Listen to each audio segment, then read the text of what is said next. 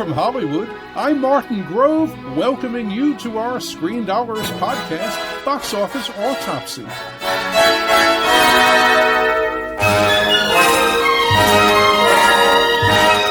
Right now, we'll look at the movie marketplace and analyze how things are going and where they're going, sharing some opinions from my perspective after decades of talking about Hollywood on CNN Entertainment Tonight and as a Hollywood Reporter columnist.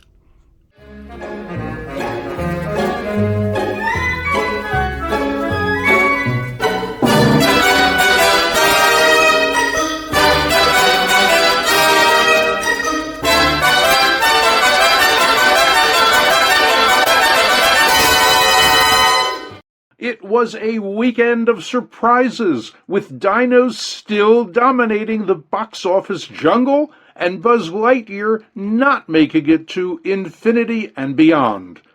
Universal and Amblin Entertainment's Jurassic World Dominion held on to first place in weekend 2, despite Hollywood handicappers' predictions that Disney and Pixar's Lightyear would open number 1. Nonetheless, between the dinos and Buzz's lighter weight liftoff, and another great hold for Paramount Skydance Media and Tom Cruise's Top Gun Maverick, exhibition summer recovery kept its momentum. It was the kind of supersized weekend with 3 big studio films that exhibitors haven't seen for a long time. On today's Box Office Autopsy, we'll explain what helped the dinos stay atop the chart in weekend 2. We'll look closely at Lightyear's launch, and we'll applaud Maverick as Tom Cruise's new all-time top-grossing film. Later, in our Oscar Outlook, we'll discuss how the Academy could feature a few mainstream movies during its Oscar telecast to try to revive its sagging ratings. But let's start with those devouring dinos, and this action scene showing why Dominion's a must-see movie.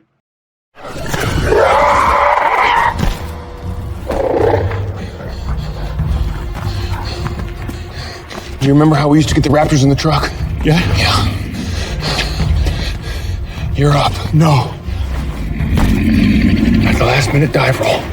I don't dive roll. You'll be fine. I never got the timing right. Now? Any minute now. Now. No. Driven by Dominion, Lightyear, and Maverick, the marketplace hit $163 million per ComScore, down 24% from the prior weekend, but up 184% versus 2021. As for the year to date, ComScore's tally puts 2022 at $3.42 billion, up 285% from $888.5 million last year. Although Jurassic World Dominion was expected to finish a strong second in weekend 2, it wound up number 1 again, with $58.7 million at 4,697 theaters, down 60% from its overperforming opening to $145 million.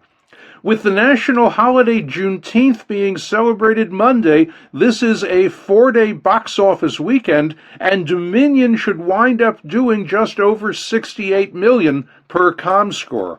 What's helping to keep the dinos alive is their strong playability to families. Exit polls showed the film's best definite recommend scores were from kids, which is what's propelling those dino box office legs. So the weaker opening for Lightyear doesn't mean families aren't going to the movies. It just means kids want to see the dinos more than Buzz.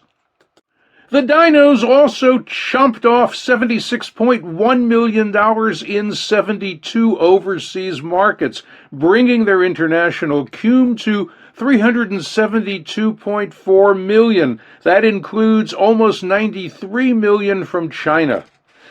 Now, before we buzz about Buzz, let's just point out that it didn't help the Space Ranger one bit to also have another high-flying holdover hit to contend with. Top Gun Maverick was an unexpectedly strong third in weekend 4, with $44 million, off just an amazing 15% at 4,035 theaters. That's way better than the 20 to 25 million Hollywood handicappers were projecting. Maverick's done $466 million domestic, and its worldwide cum of just over $885 million makes it a global personal best for Tom Cruise, whose previous top grosser was Paramount and Skydance Media's 2018 action thriller Mission Impossible Fallout, with $791.7 million worldwide. Lightyear's mission was to land in first place, so that didn't quite work out. It blasted off to just $51 million at 4,255 theaters, well below the 70 to 85 million Hollywood handicappers and exhibitors thought likely. Internationally, it did just $34.6 million in 43 markets, bringing its global total to $85.6 million. Analysts had been projecting $135 million worldwide. Lightyear's first Sunday was Father's Day, and it was a good destination for father-son moviegoing. But Dominion turned out to be what they really wanted to see. It should help Lightyear having Juneteenth Monday with federal offices closed, as well as some state and local government offices. Banks and some businesses will also be closed, and it's a U.S. postal holiday. That could give Lightyear some box office boost Sunday as well as on Monday. Any Juneteenth expansion of the marketplace will also benefit the Dinos and Tom Cruise. It's the first time during the pandemic era that the marketplace has 3 big new releases from 3 studios, all playing at the same time. And it's definitely an indication that movie-going has recovered very well, and not just with under 25 men. This summer has hammered home how all demos, including families, are now back at the multiplexes. Lightyear is a just okay 77% with critics on Rotten Tomatoes, but Buzz's audience score on RT is 86%, which could translate into decent word of mouth. It doesn't help that Lightyear's a spin-off based on a character from Disney and Pixar's Toy Story franchise. If it were actually a Toy Story sequel that included other key characters like Andy and Woody, it might have had a better landing. Toy Story 4, the series' last episode, opened June 21st, 2019, to nearly $121 million. It's worth remembering that Lightyear is Pixar's first title to open theatrically in over 2 years, since Onward debuted March 6, 2020, to just over $39 million. The pandemic hit soon afterwards, and Pixar's next 3 films, Soul, Luca, and Turning Red, all went straight to Disney+. By now, it's possible that moviegoers think of Pixar movies as streaming tentpoles. In any case, here's a quick scene from Lightyear to help you decide if it's must-see moviegoing for you. Commander Hawthorne, you know how I feel about rookies. The same way I feel about autopilots. How may I assist you? Is there anything I can do, sir? They don't help, they just overcomplicate things. I'm better off just doing the job myself. Which is why I brought the rookie. Hello? No. Buzz, protocol requires we bring him along. He's gonna have sad eyes. Buzz? You know I can't deal with sad Look at eyes. the rookie, Buzz. Nope. Look at the Look. No. Lightyear. Nope. Look at him. Not looking. Look. Nope. Look. No, look, no, look, no, look no, at no. the rookie. All right. You win.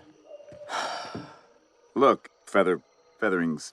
It's a feathering instance, sir. Look, rookie. First, you will not speak unless spoken to. Yes, sir. Still talking. Second, respect the suit.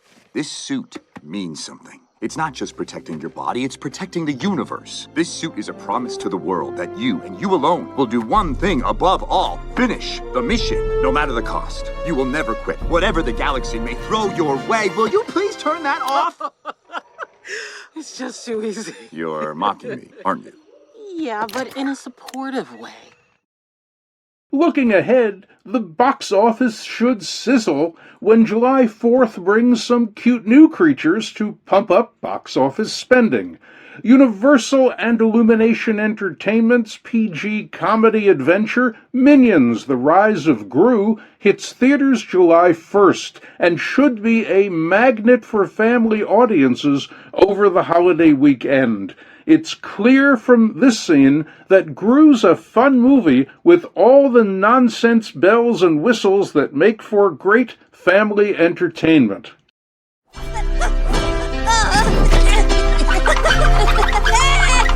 know I'm a dreamer, but my heart's a gold. Just one more night, and I'm this winding road.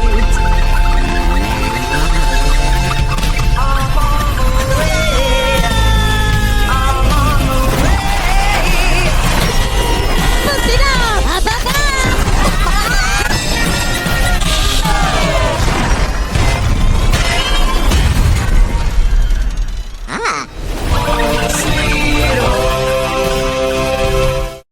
Gru is already showing strong, definite interest on the tracking. Under 25 women are its best demo, with 9 points over norm. Women over 25 are also 9 points over norm. Under 25 men are 3 points over norm, and men over 25 aren't interested, with just 1 point over norm.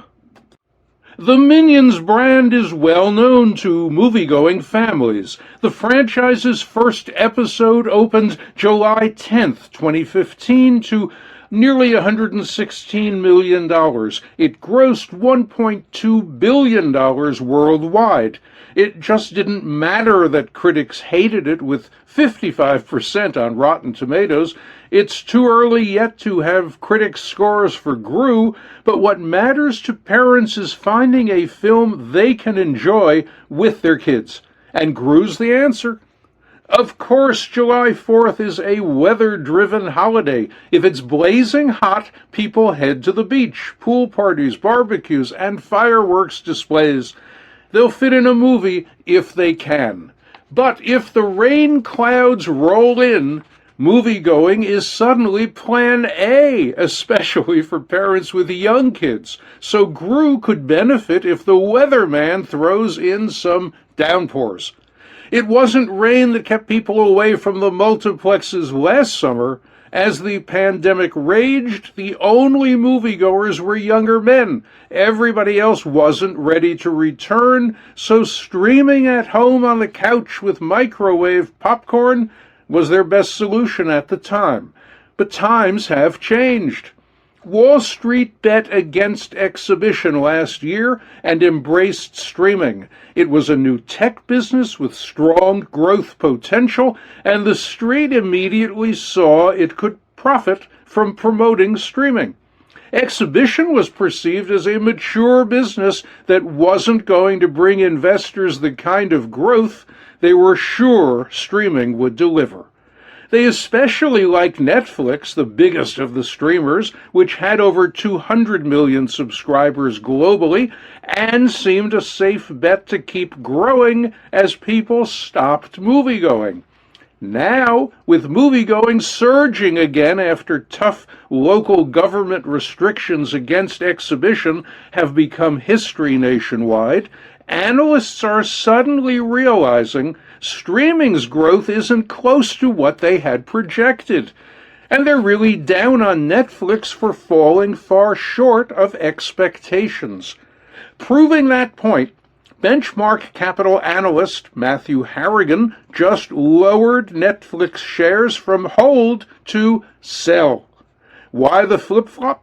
Not only is soaring inflation forcing consumers to reduce monthly spending, but Harrigan reminded, quote, the continued negative Netflix press glut relating to member losses, and even Prince Harry and Meghan, is a mild growth albatross. End quote.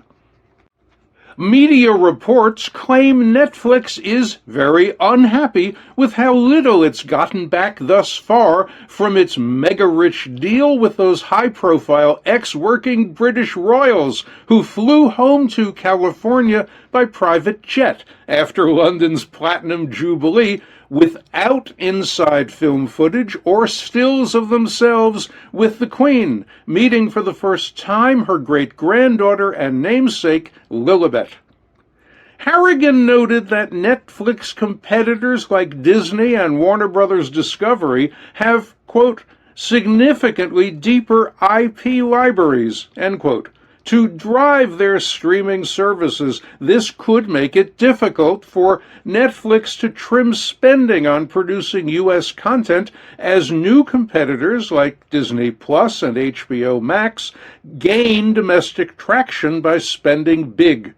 At the same time, Netflix must invest aggressively to grow in developing Asian markets like India.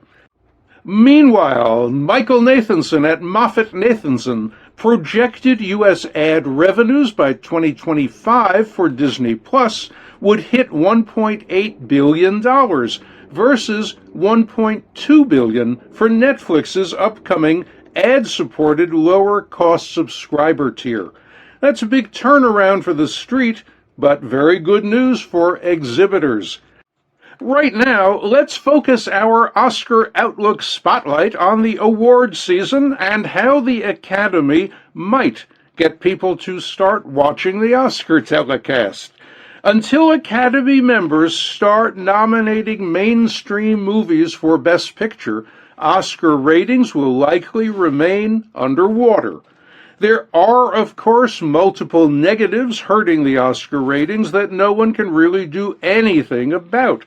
These days, movie stars are all over social media all the time, so it's not like the Oscars are still the only way to see them up close. And these days, no one with a mobile phone needs to sit through 4 hours of Oscar ceremonies to find out who won. All the big wins are news alerts on everybody's phone. But the movies competing for Best Picture are something the Academy could fine-tune to broaden the show's appeal to viewers. Under its previous leadership, the Academy reinvented itself as a far-flung group of about 10,000 cinema artistes whose thoughts about Best Pictures are way out of sync with what moviegoers think. So films like No Time to Die or Spider-Man No Way Home have no chance of getting Best Picture nods. Those, however, are the kind of movies viewers would root for. A possible solution would be for the Academy to include some mainstream pictures in the festivities, just as film festivals do, with a new, out-of-competition Oscars feature. Cannes just had Tom Cruise there with Top Gun Maverick and Tom Hanks with Elvis. Oscar could show scenes from box office hits hosted by their A-list stars. 3 mainstream films could be spotlighted during the telecast with a special prize awarded based on a vote by Academy governors. These are the movies many of the governors make, and they likely have a better sense of their value to Hollywood than the members do. Moreover, these are the films moviegoers pay to see, and they're the reason theaters are still in business. ABC and the Academy should talk soon about doing this. And that's today's podcast. Next week on Box Office Autopsy, we'll see how Lightyear holds up. We'll keep an eye on awards news, and we'll check out the openings of the musical biodrama Elvis and the horror thriller The Black Phone. But before we leave you today, here's a look at The Black Phone that will let you know if you want to see it or skip it. There's a time in all our lives when it's fun to be told a scary story. Oh, you goof. Hey, everybody, gather around. I'm going to tell you about the Grabber. I am a part-time magician. Are those black balloons in there? Would you like to see a magic trick? He's not a good person. Some part of his soul has been so eroded that he can justify things that most of us don't even want to think about.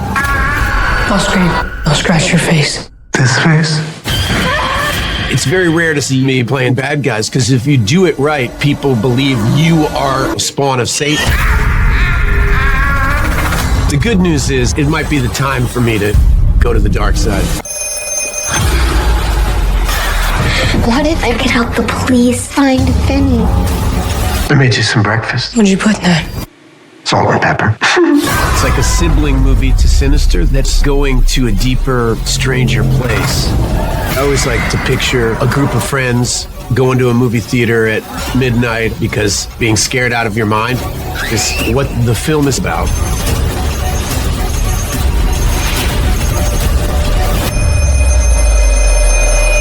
Who is this? You know all our names? You're getting out of here. Hang up the phone!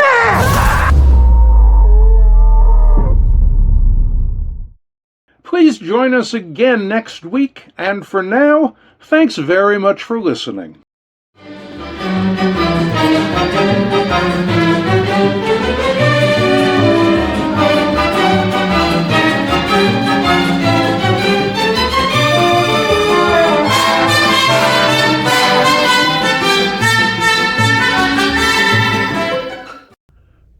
Time now for our film flashback look at what was happening in Hollywood right around now, way back then. Let's set today's time travel dial for June 16th, 1960. Alfred Hitchcock, the master of suspense, was known for his romantic thrillers with cool blondes and dashing men set in eye-catching locations, but moviegoers remember him best for a horror shocker that almost didn't get made. Psycho, which opened in New York June 16, 1960, wasn't what Paramount expected from Hitchcock. The studio wanted him to do No Bail for the Judge, based on a 1952 crime novel with Audrey Hepburn, not a cool blonde but very hot then, and Lawrence Harvey starring. When Hepburn became pregnant and dropped out, Hitchcock felt Judge didn't work without her. Hitch changed gears then to film Robert Bloch's 1959 novel Psycho, about a twisted killer called Norman Bates. He'd already paid $9,500 for the rights to the surprise ending book that Paramount had previously passed on. Paramount wouldn't give Hitch a workable budget, like the $4.3 million that MGM had spent to make his 1959 hit North by Northwest with Cary Grant and Eva Marie Saint. To cut costs, Hitch said he'd shoot in black and white, using the Shamley Productions TV crew that did his hit Universal series Alfred Hitchcock Presents. Paramount still said no, claiming it had no available sound stages. Hitchcock countered that he'd self-finance Psycho and film it at Universal if Paramount would just distribute it. And instead of his own $250,000 fee, he'd take a 60% interest in Psycho. That was an offer Paramount felt it couldn't refuse. Filming Psycho in black and white saved money. It also kept Janet Leigh's now infamous shower scene from looking overly gory, thanks to using chocolate syrup rather than buckets of bright red stage blood.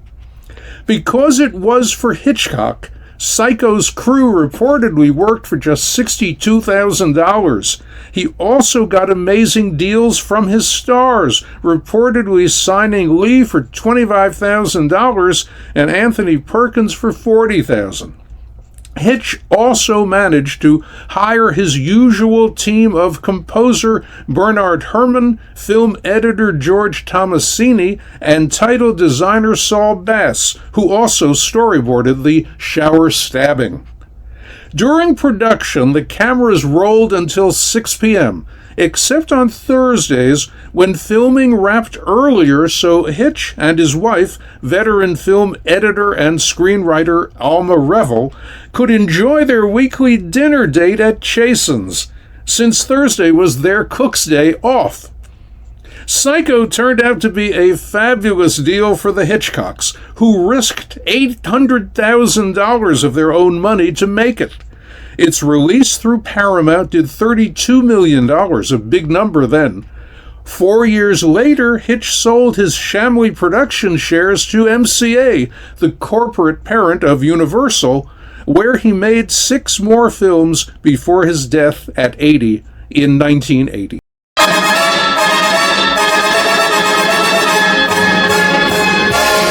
And that's it for today's podcast. Thanks for listening. We'll be back with another box office autopsy next week. In Hollywood for Screendollars, I'm Martin Grove.